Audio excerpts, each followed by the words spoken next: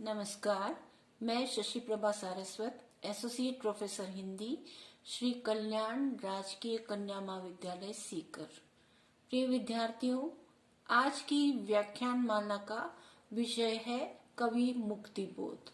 कवि मुक्तिबोध की सुप्रसिद्ध कविता जन जन का चेहरा एक कविता का सारांश आज हम करने जा रहे हैं।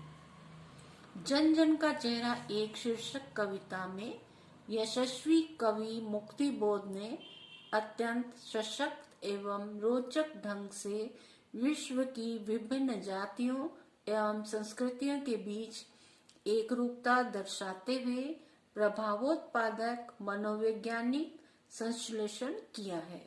कवि के अनुसार संसार के प्रत्येक महादेश, प्रदेश तथा नगर के लोगों में एक सी प्रवृत्ति पाई जाती है।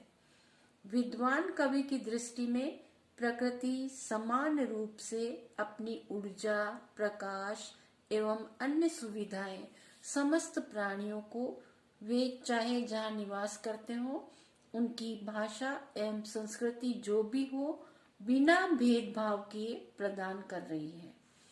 कवि की संवेदना प्रस्तुत कविता में स्पष्ट मुखरित हुई है।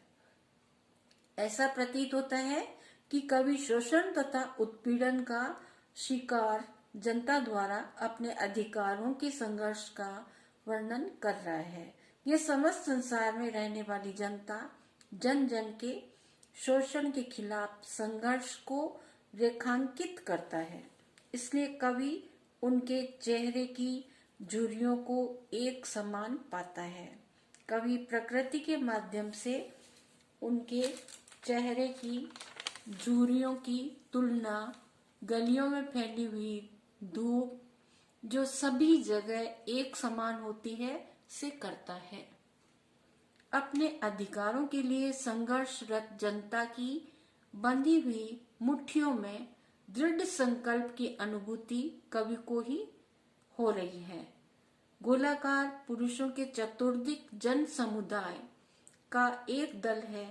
आकाश में एक भयानक सितारा चमक रहा है और उसका रंग लाल है।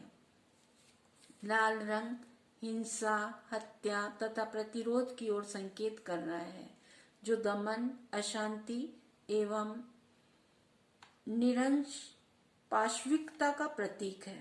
सारा संसार इससे त्रस्त है। ये दानवीय कुकृत्यों की अंतहीन गाथा है।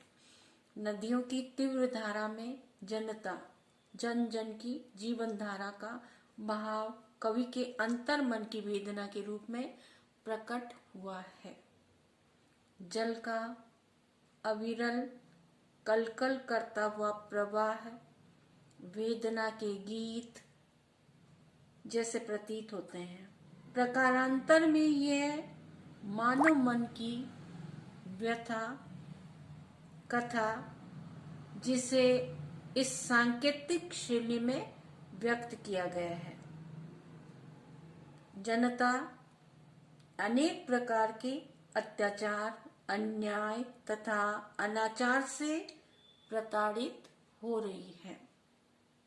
मानवता के शत्रु, जन शोषक, दुर्जन लोग काली काली छाया के समान अपना प्रसार कर रहे हैं। अपने कुकृत्यों तथा अत्याचारों का काला दुर्ग खड़ा कर रहे हैं। गहरी काली छाया के समान दुर्जन लोग अनेक प्रकार के अनाचार तथा अत्याचार फैला रहे हैं। ऐसा लगता है कि मानवता के शत्रु इन दानवों द्वारा अनैतिक एवं अमानवीय कारनामों का काला दुर्ग काले पहाड़ पर अपनी काली छाया प्रसार कर रहा है। एक ओर जल शोषण शत्रु खड़ा है, दूसरी ओर आशा की उल्लासमयी लाल ज्योति से अंधकार का विनाश करते हुए स्वर्ग के समान मित्र का घर है। संपूर्ण विश्व में ज्ञान एवं चेतना की ज्योति में एक रूपता है। संसार का प्रत्येक कण कण उसके तीव्र प्रकाश से प्रकाशित है।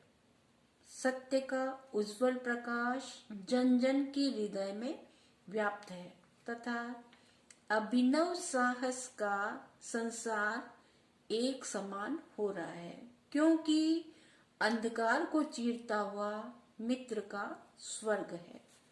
सभी जनता के समूह के मस्तिष्क का चिंतन तथा हृदय के अंदर की प्रबलता में भी एक रूपता है। उनके हृदय की, मन की प्रबल ज्वाला की प्रखरता भी एक समान ही है।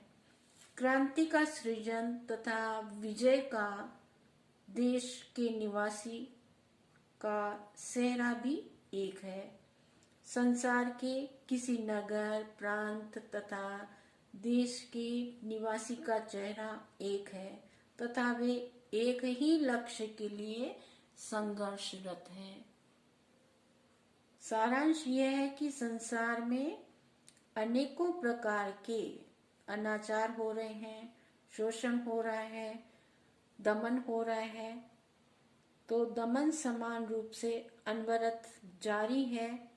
उसी भांति जनहित में अच्छे कार्य भी समान रूप से हो रहे हैं।